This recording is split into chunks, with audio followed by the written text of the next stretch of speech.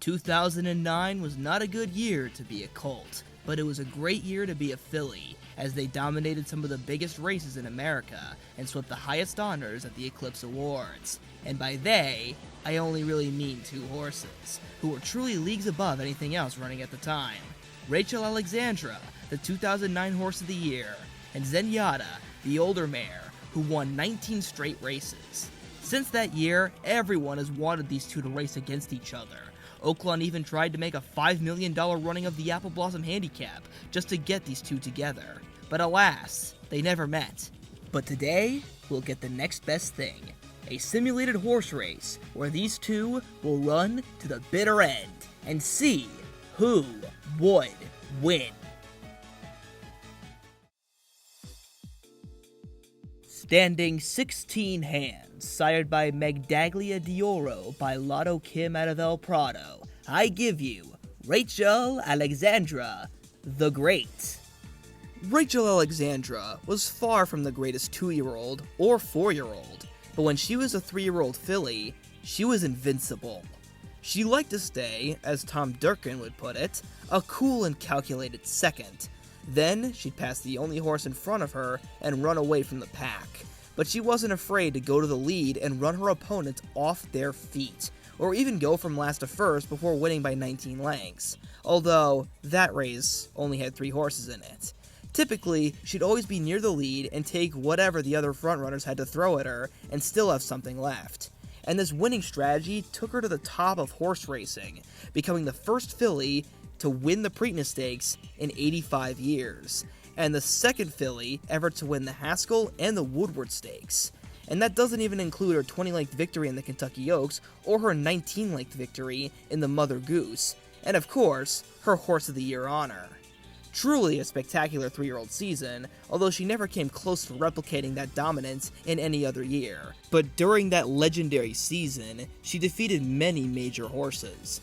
The Kentucky Derby winner Mind That Bird during his prime, Summer Bird, who was a triple Grade 1 winner in 2009 and the champion 3-year-old colt, older male Grade 1 winners like Bulls Bay and Macho Again, as well as Asiatic Boy, who was second in the Dubai World Cup behind Curlin.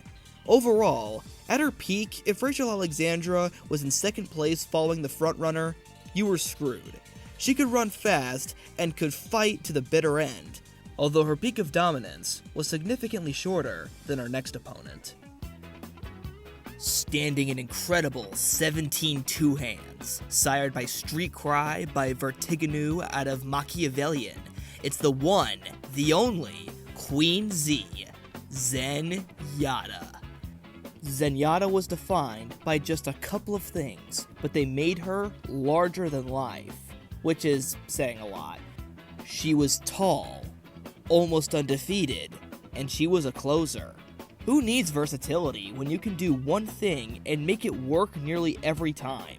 Most closers have one great race, where they cover an entire field in just the last part of the race, but the trade-off is the traffic they inevitably must overcome limits how many times this can happen.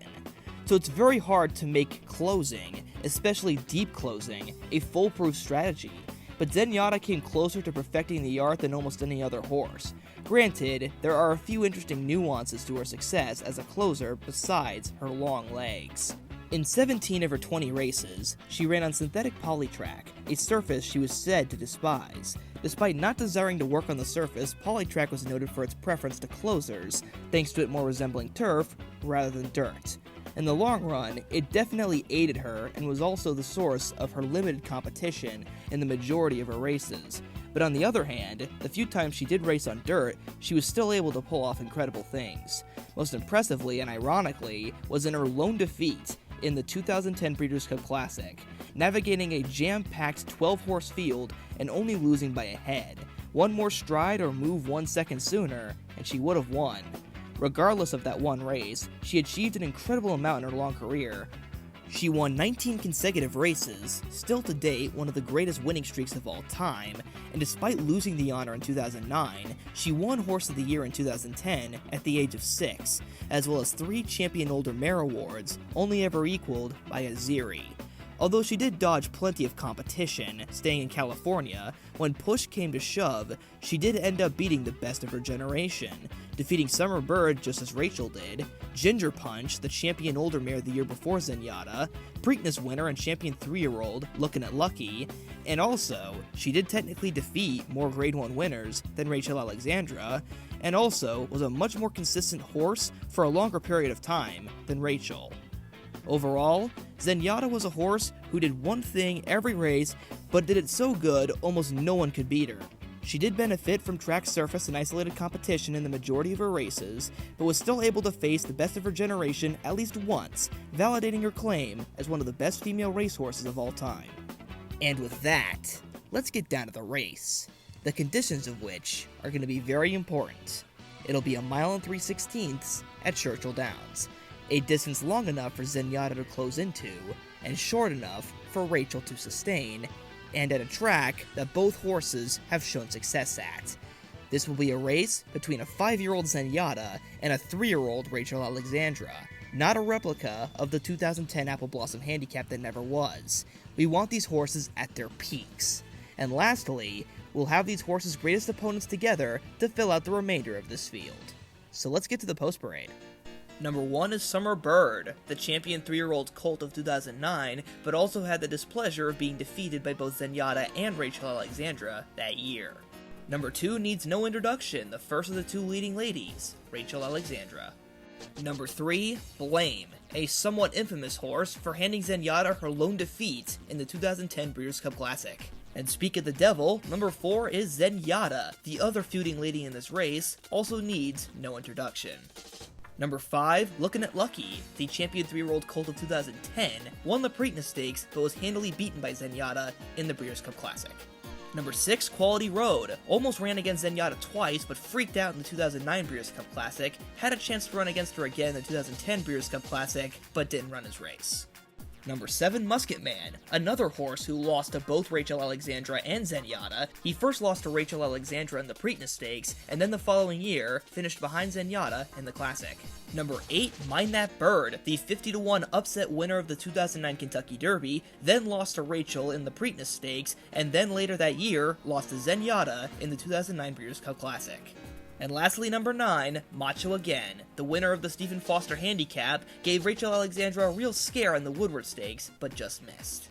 And that concludes this field, so I gotta stop stalling and get to the race we've been waiting for over a decade. Rachel Alexandra versus Zenyatta. They're all in line and ready for the start, and they're off and racing! Rachel Alexandra was the fastest out of the gate. Zenyatta was not slow, but not very fast out of the gate either.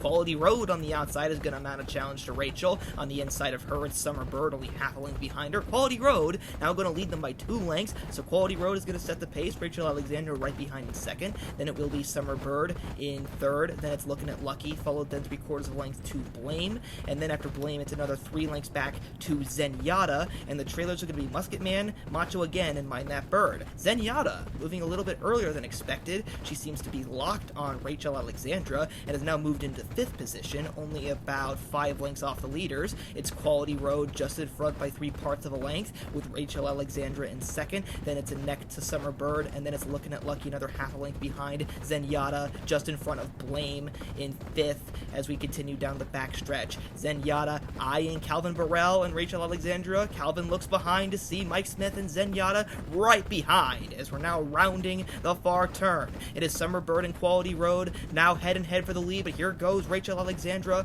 Blame passes Zenyatta. Zenyatta is biding her time as she goes slightly behind. Now we're into the top of the stretch. Rachel Alexandra in front. Here goes Zenyatta getting cued, and now Rachel makes her move. She's in front by 1.5 lengths, but Zenyatta is going to try and make a dent in her lead. Rachel Alexandra is begging for the finish as Zenyatta continues to come at her with her giant bounding strides. Rachel Alexandra, can she hang on? Zenyatta flying on the outside. It's going to be close. Rachel Alexandra has held on by a head. Zenyatta flew late, but had to settle for second. Blame was third, so at least Zenyatta got revenge on somebody. So I'm gonna have to explain myself. There's a great reason why this rivalry is so hotly debated, and it's because these two horses are very evenly matched, and because they are both so similar, yet so different. They both reached the top of horse racing, but on opposite sides of the United States, and with strategies as far apart as you can get. And if it gives Zenyatta fans any solace, if I had remade the $5 million Apple Blossom Handicap, Zenyatta would have easily won. But that's because 4-year-old Rachel Alexandra and 3-year-old Rachel Alexandra are completely different animals. And that is the number one argument for Zenyatta, how much worse of a 4-year-old Rachel was, and how Zenyatta was statistically way better. Both of these are true, but at the same time, I wouldn't race a 4-year-old Rachel against a 4-year-old Zenyatta the same way I wouldn't race a 3-year-old Zenyatta against a 3-year-old Rachel Alexandra. They peaked at the opposite ends of their career, and hence we are only going to judge these horses at their best, because that's the only fair way. And at their best, it is really close. It would simply come down to how many horses were in the race, and how long Zenyatta would have to mow down everybody. In that regard, it truly is a 50-50. There are scenarios where Rachel has enough space between her and Zenyatta to hold her off, and there are times where Zenyatta's long strides overwhelm Rachel and she runs her down. Pace wouldn't really be a huge factor because Zenyatta has closed off fast and slow paces with equal success, and the question of Zenyatta could close on a dirt surface was never in doubt. In fact, the furthest back she ever came from was in the 2010 Breeders' Cup Classic, 16 1/4 lengths, and she only lost by a head. And in the 2008 Apple Blossom Handicap, she covered 14 lengths overall. So in short, no problem. The big decider is simply Rachel's versatility. Now, give a lesser horse to Zenyatta, it doesn't matter that they can do multiple things, because she'll run you down anyway. But when you give her an even match, it really does matter. It gives Rachel slightly more scenarios where she can win, either leading the whole way or just off the pace, as well as being able to save ground on the inside rail, and just gives her overall more flexibility in her strategy. Zenyatta has no choice. She's gotta go last to first, and with that, she must always deal with the handicaps of this running style, such as always losing ground on turns to compensate for her size and avoid traffic, and also her slow but gradual acceleration. Besides those slight differences, every other argument that can be made in each horse's favor can be traded off. Rachel Alexandra barely held off weaker closers like Mind That Bird and Macho Again, but Zenyatta almost lost a race to a novice creation, a horse who was 5th in an allowance race just a start before. Rachel didn't beat the greatest East Coast horses ever, Zenyatta didn't beat the greatest West Coast horses ever. Rachel dodged the Breeders' Cup against Zenyatta, Zenyatta dodged West Coast Grade 1s against males, and East Coast races altogether until quite literally her last start. Zenyatta was successful for way longer, but when they were both at their peaks, Rachel Alexandra was voted the better of the two and won Horse of the Year over Zenyatta. You see a running theme here? Ultimately, it doesn't matter in the grand scheme of things. I'm just one guy on the internet having fun deep diving into our thoroughbred greats, and both of these horses should be greatly admired for bringing new fans to the sport and providing us with memories that'll last a lifetime. But I have to pick a winner. So by a hair's breadth, for the reasons I stated above, I give Rachel Alexandra the win 51% of the time, and Zenyatta 49%. And if any Zenyatta fans are still unsatisfied with this result, I'll cut you a deal. If this video gets past 10,000 views, then I will show off one of the scenarios where she wins. Sound good? And with that, let's now focus on episode 3, where we transition to the turf to revisit one of the most famous runnings of the Breeders' Cup turf, the 2003 running, where High Chaparral and Johar dead heated in the only dead heat in Breeders' Cup history. Now, we will revisit this race and have a tiebreaker to see who truly would win next time on Horse Racing Versus.